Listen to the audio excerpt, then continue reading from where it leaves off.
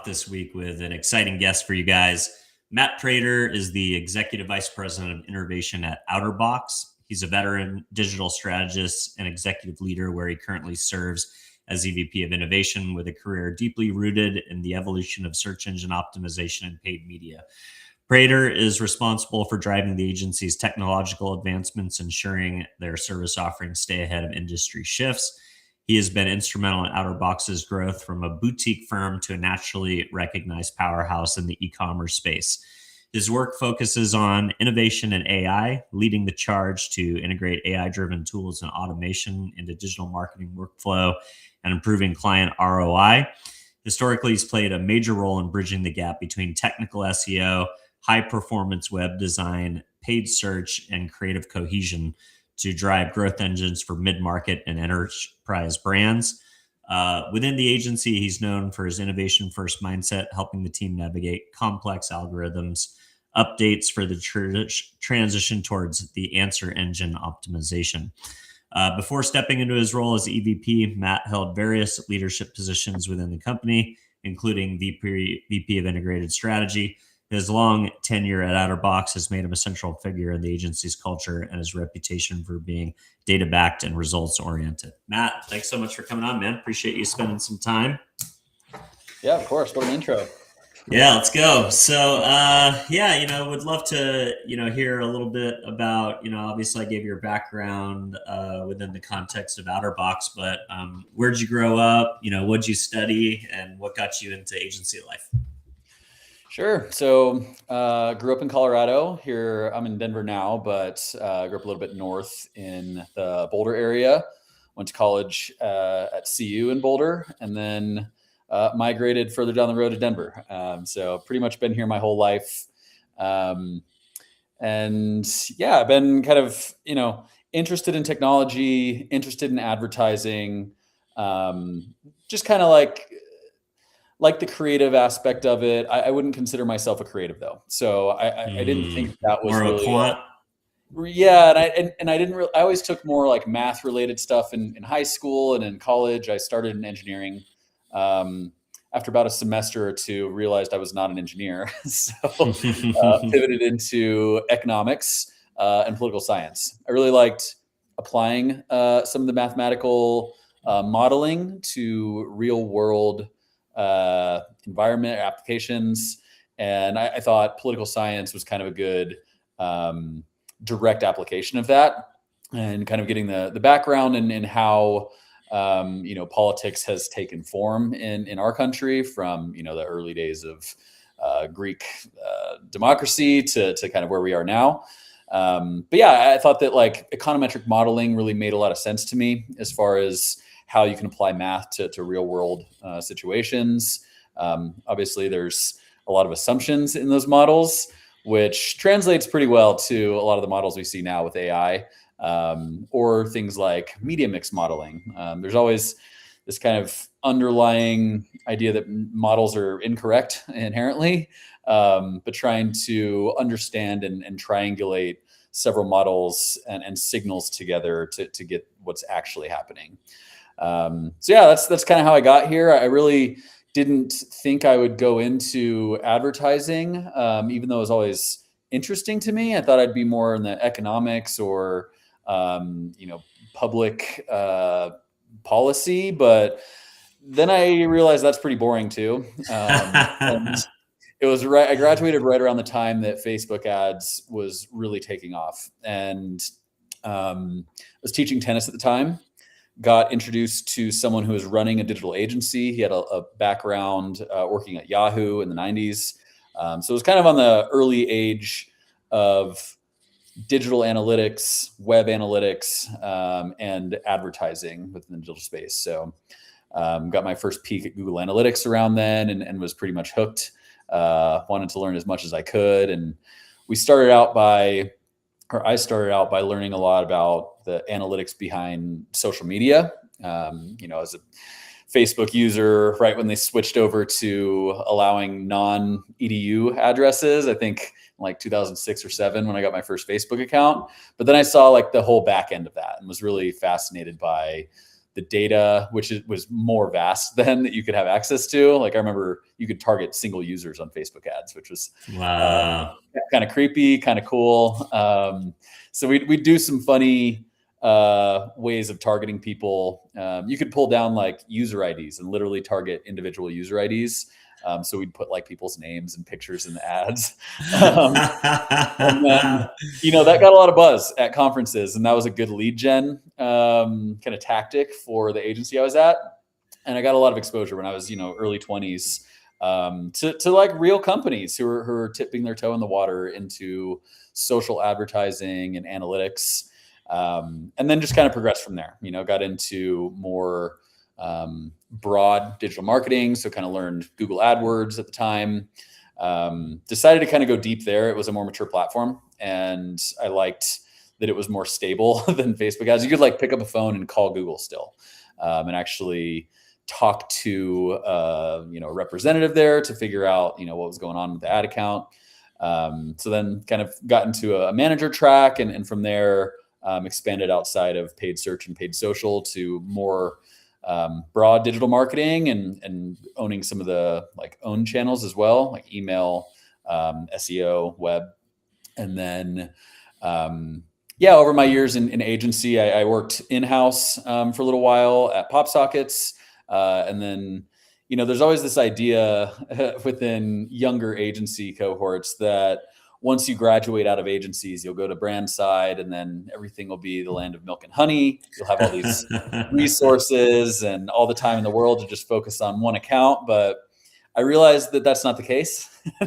And the e-commerce store never closes. And when your team reports into the CEO, you get a lot of pressure on, hey, why is Black Friday, not exceeding last year, or why is this thing broken, or hey, my daughter said we should be on Pinterest and maybe we should look into that. All right, a lot of different types of stakeholders on in-house. So found myself back at agency at Monks, where I spent the last 4 years, and that it was cool seeing the buying power of a large global agency. It's led by Martin Sorrell, who has made a name for himself in the industry and really created the holdco model. So Monks was kind of a reimagination of that, where it's digital first, everything around, a unified offering around digital. And we worked with some really cool clients, made some cool case studies. I was able to help pioneer some of the generative AI applications within advertising. We did a lot around creative, and then focused on measurement. So some net new capabilities around data science, where we don't necessarily have a quant on the team or someone who has a PhD in data science, but, with some of the technology around AI and statistical modeling, you can get some of that capability from a team who can at least steer it with plain language and not knowing how to, do t-tests or whatever from your statistics days in college. So, I've been really excited about, applying certain AI capabilities to advertising workflows, measurement, and now at OuterBox, different agency orchestration within the company. So we kind of have what we call a operating system, where we ingest a lot of different client signals, different sales cycle, client health, happiness, and kind of the life cycle of where we're at in client relationships. So all in kind of analyzing where we can gain an edge against competitors, where we can improve our output, so better quality analysis for our clients and better performance in advertising, but also gain efficiencies internally. So trying to see if we can, have a faster cycle of optimization, learning more, applying changes at a faster rate, and not having to do a lot of busy work with humans.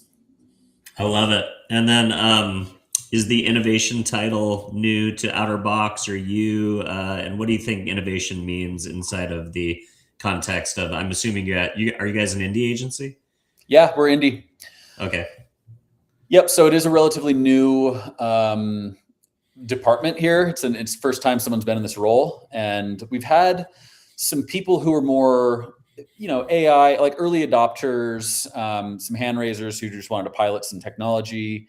We had an opportunity where we had kind of some people had left the company. We had acquired an agency last fall called ADM out of Chicago, when they had a lot of digital health clients, a lot of e-commerce, and a really strong analytics offering, and someone who was leading the analytics and data department, and really interested in expanding that purview or scope into AI. So kind of at the same time I came on, she was appointed the head of the AI team, and now we're kind of unified under innovation. So what innovation really means to me is twofold. There's kind of the forward-facing case study client type applications where maybe we're developing new tools and new technology that we want to apply to our client relationships and help them either stand out against their competitors, and maybe it's capabilities around a new measurement solution we talked about, something that you would maybe get featured on, in a Google blog or Facebook, where we're going to be on a stage talking about it somewhere, and that's kind of like the capital I, external innovation. But where we're doing a lot of work is this kind of under internal innovation around our service lines, and reimagining areas where maybe we've kind of lost an edge, or technology has outpaced an old way of doing things. So reapplying and taking kind of an inward look at processes that might need or benefit from new technology and capability. So we've been able to kind of turn that internally and find, within our different service lines, we kind of call it like a menu of services.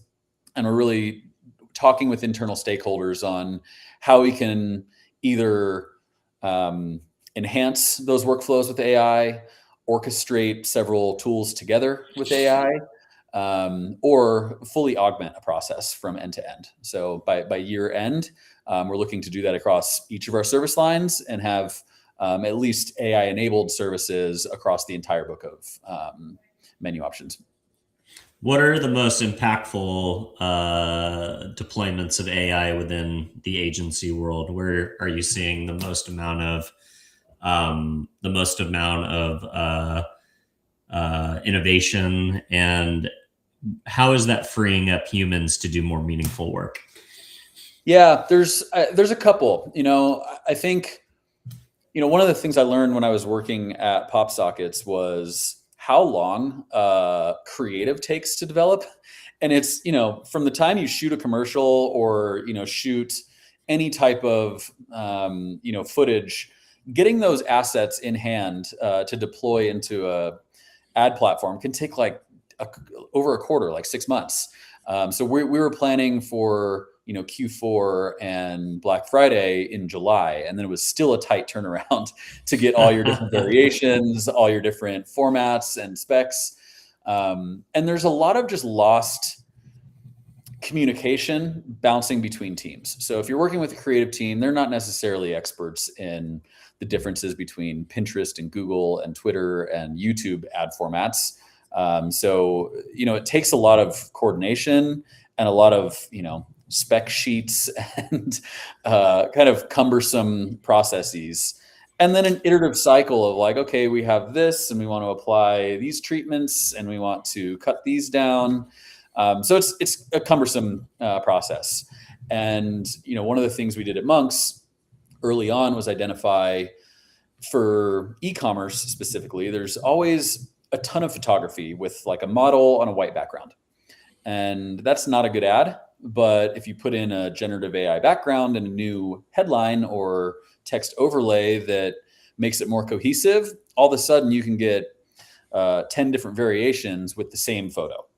And you can have it templated to spit out every variation across YouTube Shorts and Instagram Stories and all the different formats.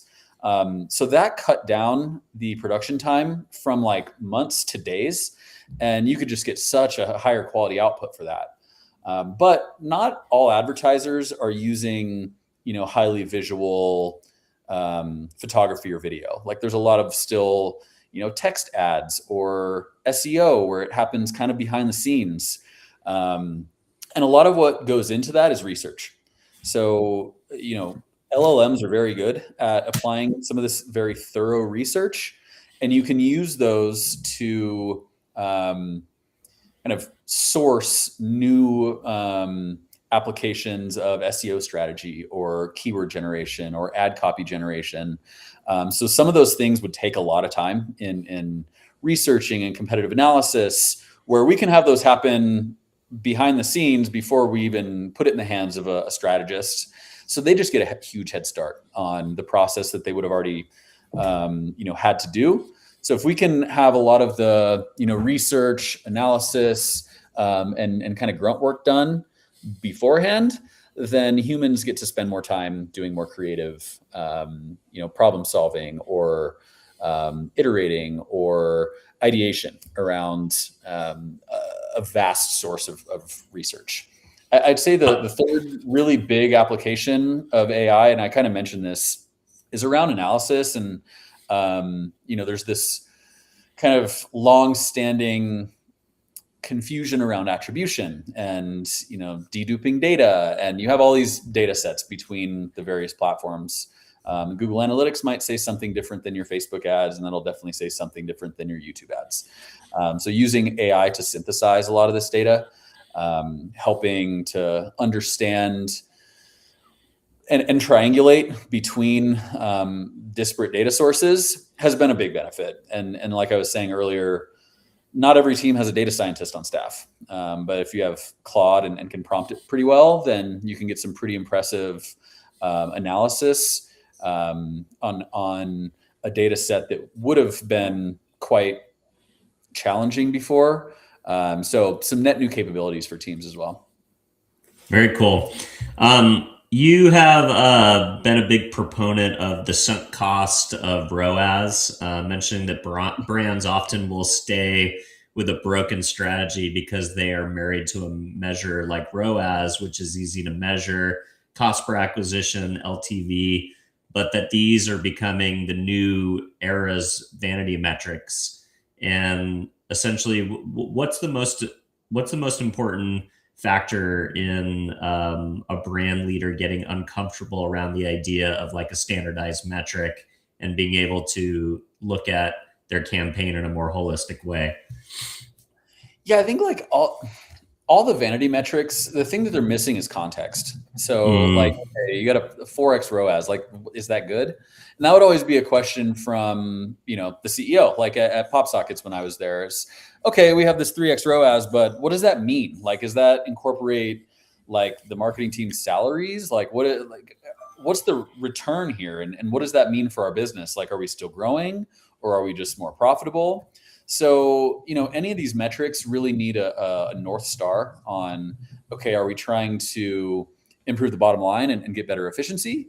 Or are we trying to 10x our revenue growth?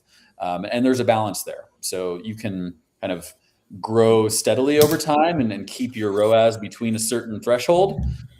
Or if you need to, save some money or bank some cash for, a bigger spend later on, you might want to turn it more to a profitability angle. And I think that the old kind of trope for agencies is that they operate in silos and you don't really see a full picture of company profitability or any other costs or any other channels that you might be implementing as a brand. So if an agency is only seeing paid channels, but they're missing all the owned channels, it's hard to make CTR or ROAS turn into a business outcome.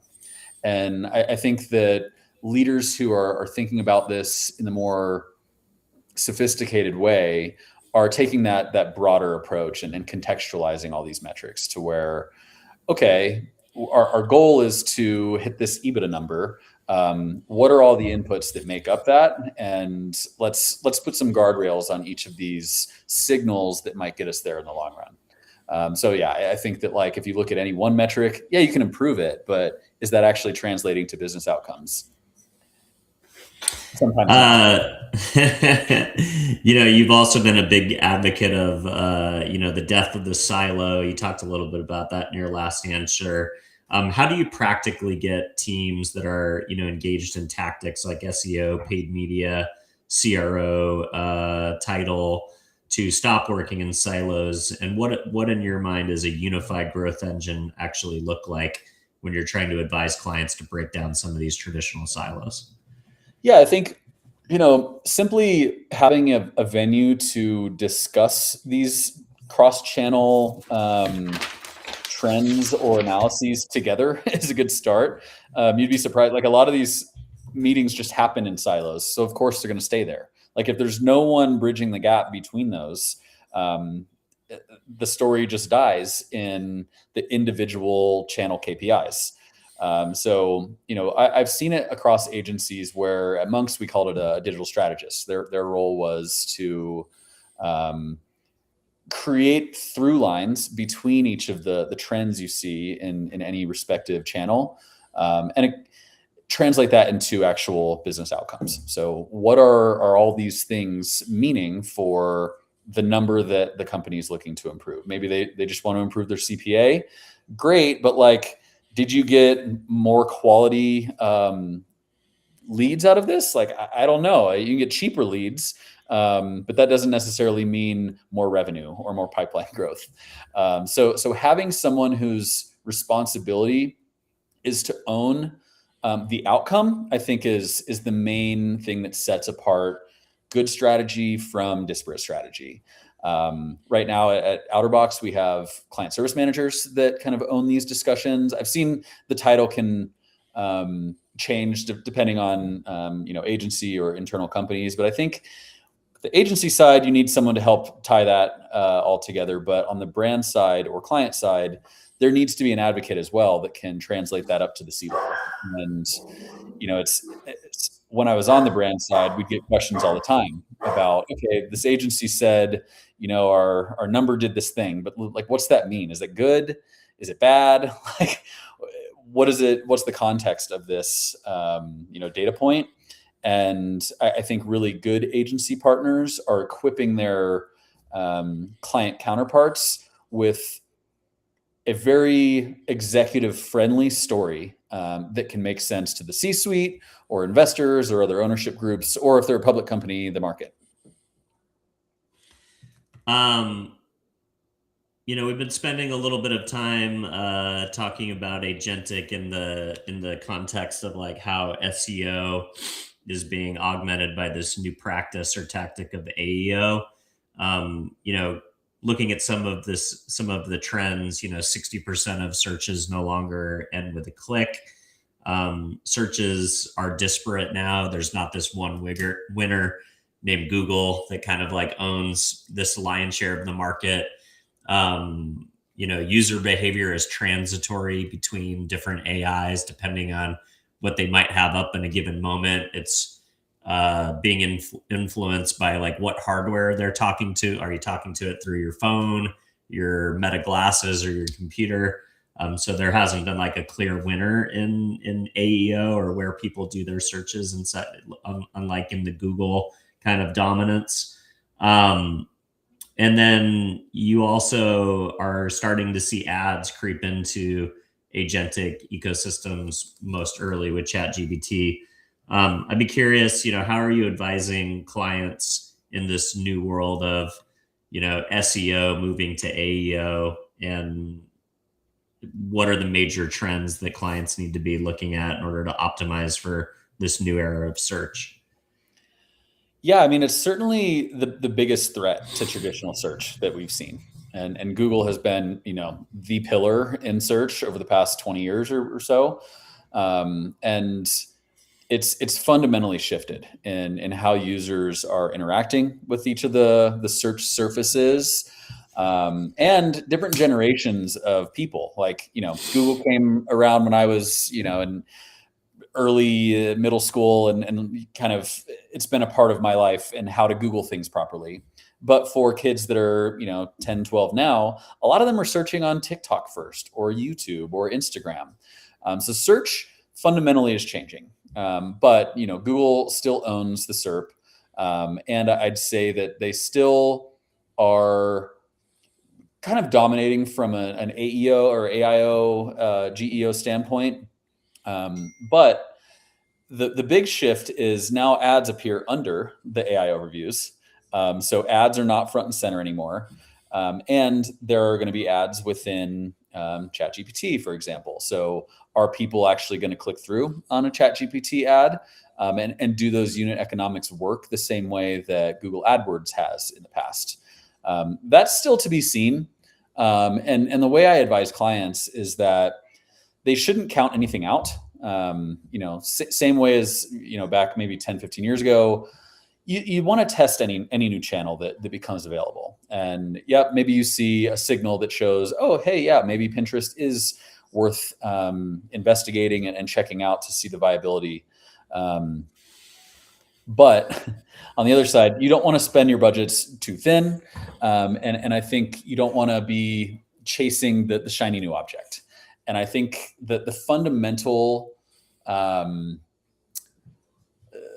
strategy remains the same. So Google is always going to be trying to provide the best, most relevant context or content to any given inquiry, whether it came from YouTube or Gemini or whatever. They're trying to give you the most relevant result for your intent.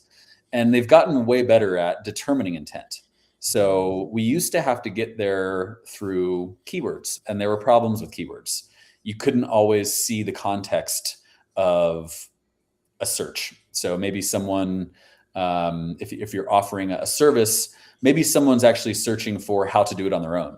So you don't want to surface ads when someone's trying to look for their own. So there were negative keywords that we would have to add. Same thing with SEO. You want to provide Google enough signals to know that, hey, my website has relevance for XYZ service that I provide. Now, though, the LLMs can do a really good job on parsing semantics and what your actual intent was. So what I think is even more important now is having your data structure in a way that the LLMs can quickly and easily read and determine whether or not your content is relevant. And a good example of this is, in a question answer type scenario, like you see in Gemini or ChatGPT, when people are just like searching questions. How is OpenAI or Gemini determining what the answer to that question is? Well, they're, crawling the whole web.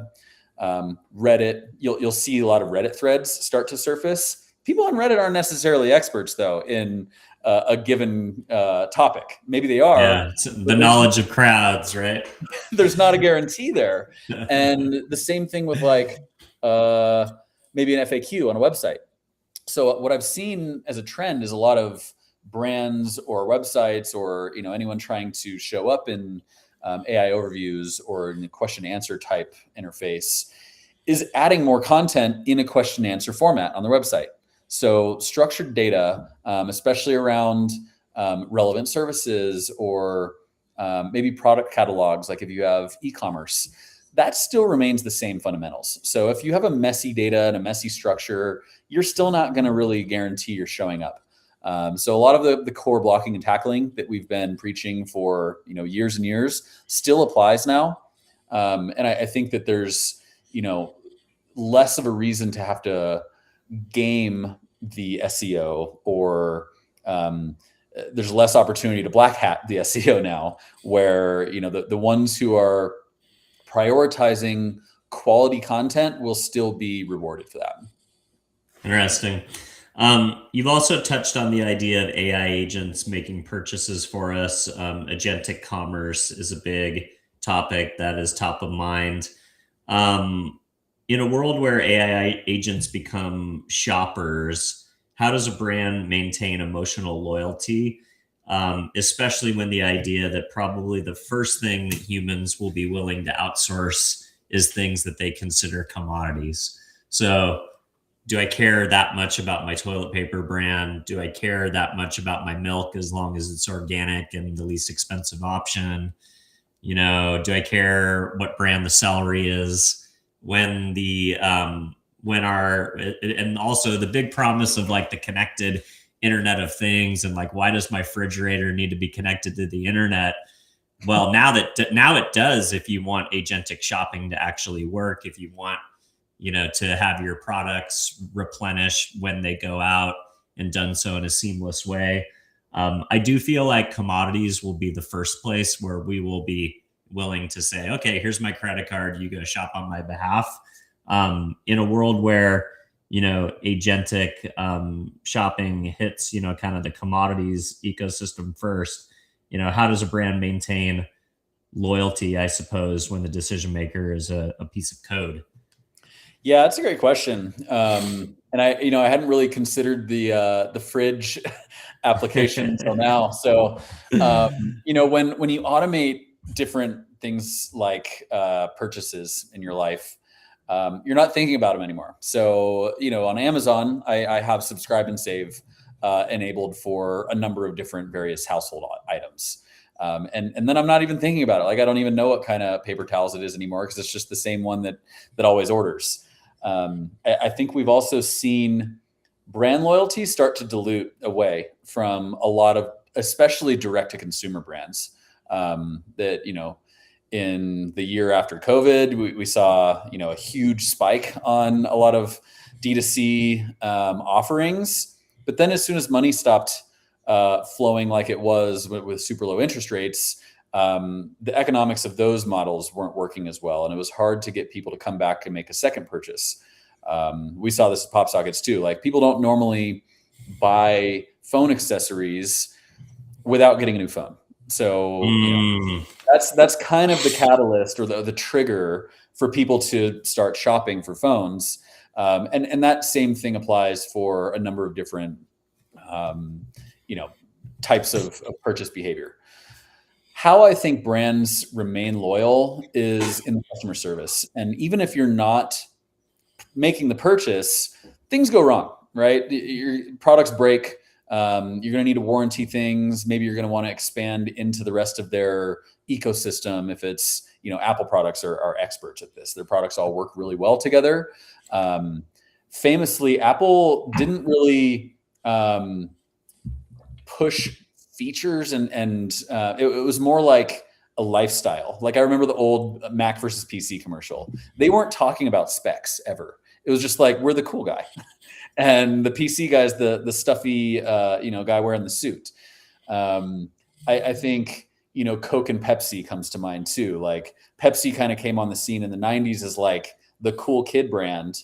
But that kind of like faded over time. And I think that brand loyalty is interesting. And, Kraft mac and cheese, people still like the blue box. Even though it's, arguably less quality than a lot of mac and cheese that you can buy. So I think it's that like emotional tie. And I've been asked before, like, the difference between brand and performance marketing, like which wins out. I think it's obviously a balance. But there's a reason why some of these brands have been Coca-Cola for 100 years. Like, people feel that as part of their personality, like as part of their inherent belief system, and that, like, I drink Coca-Cola and I would never get Pepsi. Like, it's, at the restaurant when they're like, is Diet Pepsi okay? Like, no, it's not. So, I think the emotional tie to a lot of these brands is how you can remain differentiated when the actual product or service is commoditized. And it's a challenge. Like, there's no easy fix on how to relate to humans as a brand. But, I think there's a lot of creative minds that do a really nice job. And yeah, it's fun to try and see like the millennial brands from, the mid 20 teens, like Allbirds famously. Like, people loved Allbirds. They were the darling of Silicon Valley and valued at $4 billion, but no one really cared, at the end of the day. And I think they just sold for like $30 million. And now they're an AI company. So their brand loyalty didn't really stick. And it was just kind of a boring shoe at the end of the day. Whereas, Nike is obviously sponsoring big athletes, and they have, different ways to relate to their end consumer. So where it's more of an aspirational lifestyle instead of just the product itself.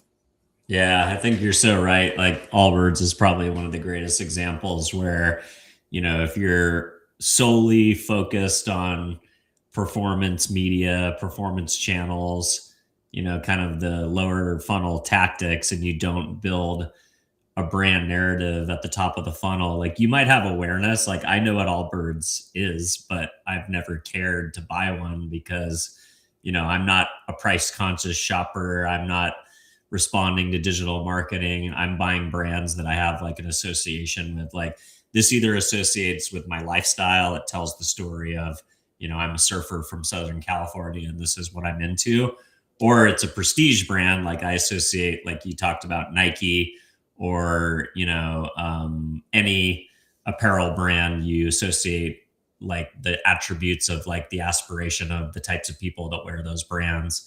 And at the end of the day, if you don't build that top of funnel, like eventually you will become a commodity. And if you don't offer the best price, then people are going to easily ignore you. Hey, I bet Allbirds had a killer ROAS in 2021, but once you burn through that pool, then all of a sudden it doesn't matter anymore, right? Oh, that's crazy. Yeah, what a story. All right. What would you say is the future of a performance agency as more of these tasks get automated to AI agents, SEO, pay per click, et cetera? What do you think is the major line of service or value that performance agencies are going to provide to their clients? Is it strategy, ethics, something else? Yeah, I'd say it's probably. I didn't consider the ethics piece. That's interesting. You know, a lot of what agencies offer is commoditized already, and it's if you spit a website into Claude or any of these LLMs, like it'll give you a pretty passable strategy for like how to do XYZ things.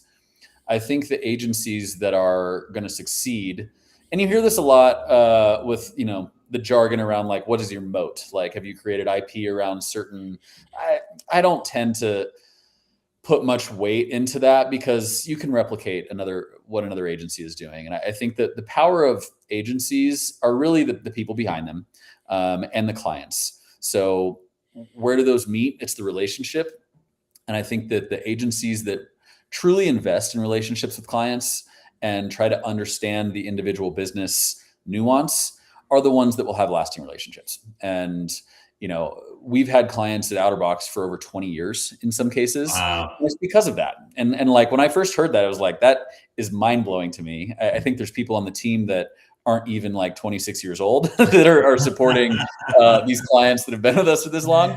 But it's longstanding trust and knowing that we're actually taking the time to be a careful steward of their business and their marketing dollars. And I think the trust is the currency now, because even looking on, especially looking on, Instagram or any of the socials, you don't know what's real in a lot of ways anymore. The AIs are getting so good that someone who I would say I can sniff an ad out, pretty quickly.